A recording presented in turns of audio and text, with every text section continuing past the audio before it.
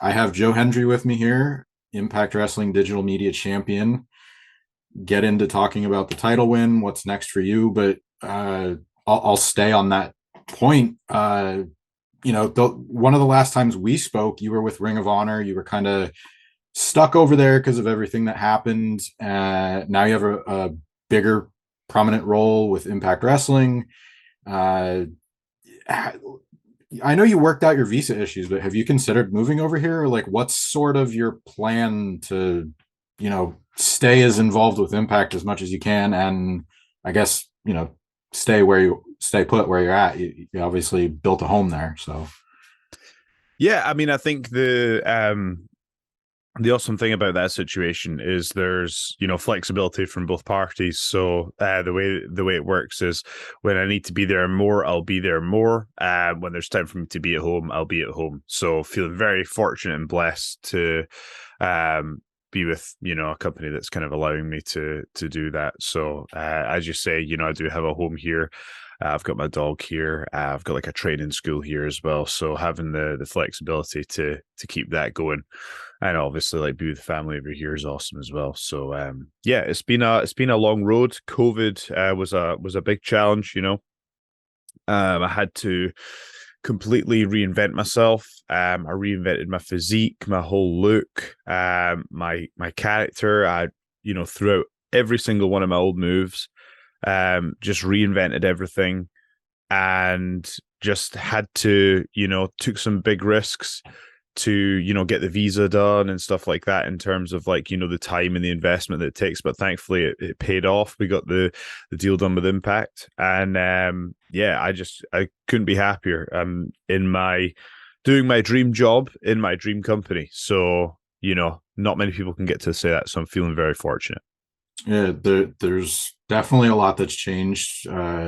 Physically, I think it was on Tommy Dreamer's podcast. You said you thought like, what would an action figure look like, or what would a video Yeah. game character look like? Mm-hmm. Uh, but the intro song, very familiar, especially if you watched Ring of Honor. Yeah. Uh, that I can't think of a more fun debut, like when they were doing the thing in the hospital room, and then the door just is thrown open, and you're like, yeah, say my name, and it's like, oh man, this is gonna be like what kind of reaction were you expecting? How did it contrast the one you did get? Because I was a fan right away, because I was like, okay, I remember Joe from Ring of Honor, but Yeah. Impact it does Impact does humor well, I think, but it's obviously one of those things where you don't know how it's going to come across until it's out there. So here's my philosophy. I think you have to do the work. You have to do what you think. It has to be, for example, it has to be Impact has to do wrestling according to Impact. As a wrestler, I have to do wrestling according to Joe, and we need to, collaborate on that. And as an interviewer, Bill, you do interviewing according to Bill, and that's a really good phrase that there's a bodybuilder, Tom Platt, said you need to approach tasks with. It's like for him, it was bodybuilding according to Tom Platt, and that I've always carried that forward in recent years. And what that means to me is that basically, if I have really strong conviction about something that I think is going to be good or I think is funny, then I owe it to myself and most importantly the audience to fight for that idea as best I can. Now, I knew I'd immediately made the right choice because Impact let me do that and gave me the freedom to go and make that vignette and trusted that I was going to deliver it in the way that it needed to be delivered. And to their credit, that's exactly as they were in 2018 as well. And don't get me wrong, Ring of Honor was an awesome opportunity. I loved a lot of aspects of working there, but what's special about Impact is that I think there's a real belief in what I create, and I think I had the freedom to go away and do that. I mean, can you imagine before recording that as a wrestler saying, okay, so right, here's what I'm going to do. And can you imagine me having to pitch that to say, well, there's going to be a hospital and then there's going to be a guy in his deathbed and I'm going to burst through the door and then the nurse and doctor are going to miss the fact that he started flatlining because I've got everybody dancing and I'm responsible for a death. And then on the next one, I think that was the couple one where it's, there's a family argument going on because someone else has fathered this child and who is it? And then Joe Hendry bursts in the room. Well, as you can imagine, in wrestling, that's a lot to ask a creative team to go, yeah, okay, go ahead and make those. And I just knew right then and there that I'd made the right decision, because Jimmy Jacobs was like, go do your thing. Go do your thing. Like, it was a 2-minute conversation. What do you need? Okay, sounds great. Awesome. I'm into it. I get it. Go do it. And just that was just like, oh, it was just this huge. It was a great feeling to be able to go and do that, and we did it. And thankfully, the audience shared the they thought it was funny too. So I was very happy about Yeah. that. The first one kind of snuck in a few references to the AEW fight. How far in advance are, I mean, obviously you recorded that one after the fact, but how far in advance are you sort of getting ideas from new material? Like, how much do you pay attention to, what's going on in other companies or what's going on in pop culture? Because I know you said that South Park is a big influence on you. So that, that show has probably done it better than anybody else, where I Yeah, mean, they lampoon shows, but yeah. how much are you looking to sort of, do Joe Hendry, get your point across, but also include some of that stuff? I think that's a rare thing for me to do, to reference, something else in wrestling. But I think that it was done in fun. It was meant to, there was a lot of tension in pro wrestling at that moment, and it was meant to just sort of ease the tension and, just add a bit of fun to what was a tense situation. That was the intent, and I think the fans got that. And ultimately that's what wrestling's about. It's about entertainment. And yeah, I think, to be honest, for what I'm doing now, it's one of these things. If something happened in the world or in professional wrestling that I thought it would be entertaining for the audience to reference and it was appropriate, then I would do it. But I think you have to be careful not to do it for the sake of it. I think sometimes referencing things that was a rare occasion for me, just because it felt like that would be what that would be what would be entertaining and what would be good for the fans and would relieve a bit of tension Mm. at that point, from what was a tense situation. But I think for moving forward, I can't really think of any other situations recently where I've wanted to mention something that's happened in pop culture, for example. I think it's got to be, if it's got to, again, it's like that thing that we were talking about earlier. It's got to feel right. And if something does feel right, we can pitch that, but that hasn't happened since yet. I just mentioned South Park. Favorite episode? I'll put you on the spot. They're what is it, Oh man. 20 I plus I seasons, think hundreds of okay, episodes? so I personally think I th- see here's the thing. I think I'm not even going to say the name of the episode, but I think let's say I think the Tiger Woods episode is very funny. I don't know if you know the one I'm referring to. When they've got you know, the government are addressing people behaving strangely, and the guy who's like at the head of this meeting's like, "I want answers, damn it," and just like hits the table in like the softest way possible. I find that episode very funny. Oh, Actually, I will say, Make Love Not Warcraft, from start to finish, is mhm. probably, I think you could argue that's the strongest episode, which is funny because they think that Matt and Trey think that episode's terrible. Yeah, yeah, that's kind of Yeah, funny. yeah, it's a lot of the episodes that the fans love are ones that they don't think are that good. Mm. I guess it's, just you're your own worst critic. I don't know how else to put it. Well, I think it's like any endeavor, and this is what we need to think about as wrestlers. Like when you're in the thick of it, um, sometimes there may be references that will be immediately obvious to you that won't be obvious to or funny to your audience. Like, so for example, the Tegrity Farms episodes, I don't really care for them that much because I think it references issues that take place in, more specifically in Colorado, which is where they're from. Mhm.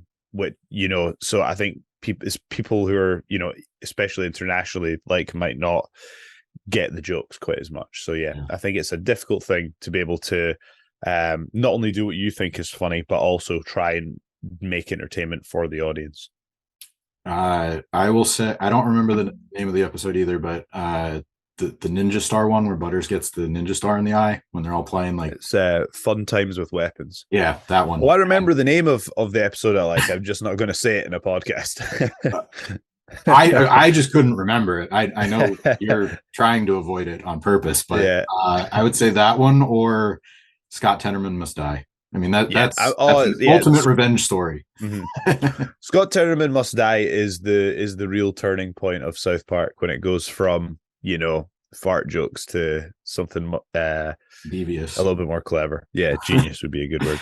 All right, so I kind of started talking about you're overseas, you're in Scotland, coming over here to work. The next taping that Impact has Friday, December 9th and Yes. December 10th in Fort Lauderdale. You're going to be a part of that. Mm-hmm. Uh, how does, I mean, do you have to come over early? How does that work? Like, what do you, because this is sort of your first taping as digital media champion where, you know, No, the last all tapings I right, was yeah, digital media I'm champion as well. sorry, you were Yeah, at the so last one. that was my first title defense. I've successfully defended the title in Louisville, Kentucky. I just finished defending the title in Poland against Trent Seven, and I'm going to defend the title tomorrow in England as well. So that'll be 3 countries in a pretty short space of time. So the cool thing about the digital media titles, if you look at the previous champions, they were really quite active in defending the championship in a variety of different locations and promotions. And I'm trying to add to that. The more prestigious the championship is, the more it helps my career as well, and the company as a whole. So, like I say, that's 3 countries in a pretty short space of time, and I'm looking to add to that as well. So I'm excited what we can do with the championship. You are right, we've got Winter Warfare. It's Friday and Saturday next week, December 9th and 10th at the Charles F. Dodge City Centre in Pembroke Pines, Fort Lauderdale. Very, very excited about it. It's I have to say, this has been by far the most fun that I've had in my career, the most motivated and the most ready that I've been for an opportunity as well. It's so rare in life that you ask for opportunity, and then it comes in a form that even exceeds your own expectations, and sometimes that can be a scary thing. But what I need to do now, the company has delivered on their end by providing that opportunity, and now as a talent, I have to uphold that responsibility and make sure that everything that I'm involved in, I give my absolute best. So that doesn't mean just giving my best on the day, but that's also in preparation for it as well. I take this responsibility of being the digital media champion very, very seriously indeed. This is a lot of faith has been put in me right now, and my goal is to, as quickly as possible, become a draw for this company. That is my goal, to bring some value to this company and to the fans and to entertain the fans as best we can. And honestly, there's a very powerful thing going on right now, because something that's quite rare in the industry is when the entire roster are pulling in the same direction. And that's what I really believe that we have right now. When I joined, one of the reasons that my stuff was getting over as much as it did is because all the roster were retweeting it and getting involved, and even just like being supportive when I'm about to walk out and they're all just like clapping the song and stuff like that. And it's kind of showed me that, wrestling doesn't need to be like this kind of cutthroat thing. You really can be a team. And, that's something that we've all said in the past, but I really have experienced it now. Like when they say Impact Wrestling is a family, I genuinely believe it. In my opinion, we're putting on the best product right now. We've got the best televised wrestling product, in my opinion. That was my opinion before I got there, and it's still my opinion. And I'm very excited for more and more people to see what it is we do. So every taping is an opportunity for us to knock it out of the park, and that's what we're going to continue to do. Yeah, I stand corrected on the taping. I'm for some reason still thinking Las Vegas is airing, but like you said, Louisville now, Pembroke Pines, Fort Lauderdale. That's coming up. That's going to be exciting to see what you can do. I will let you go on this. Forget where you said it, but you said you when you were doing what culture Yep, shows, you kind of talked yourself, booked yourself into being the top guy in that yep, match with Kurt Angle. yep. So is there an opponent or a match that you want to do that again with? Um, It worked the first time. So is there another match that you're like, oh, okay, maybe I can? let's put it this way. So let me tell you what my goals are. And before I do, I got a little plug, and that's we're working towards Hard to Kill right now. So the Hard to Kill pay-per-view, it's Friday, January 13th. At Center Stage in Atlanta, which is a historic venue for anyone who knows their wrestling. This is where, Ric Flair defended the title on a regular basis. So there's a lot of history in this building. There's a lot of energy in that building. And you're going to want to be at that pay-per-view. So we've got the pay-per-view on the 13th and the Fallout on the 14th as well. To get tickets for that and the December tapings that we've got next week, head over to impactwrestling.com. So I just wanted to get that in there first. With regards to,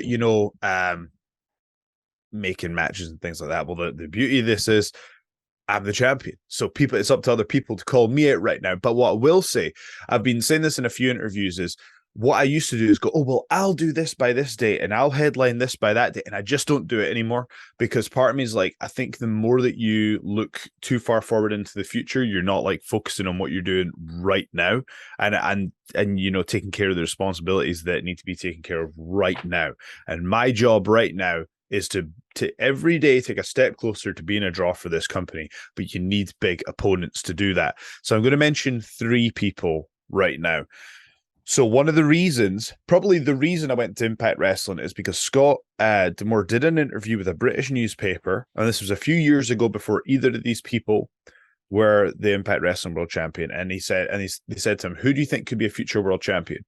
And he said Moose, Josh Alexander, and he said, you know what, wild card, Joe Hendry. And when he said that, I was like, if management has that belief in me, then that sounds like that's where I need to go.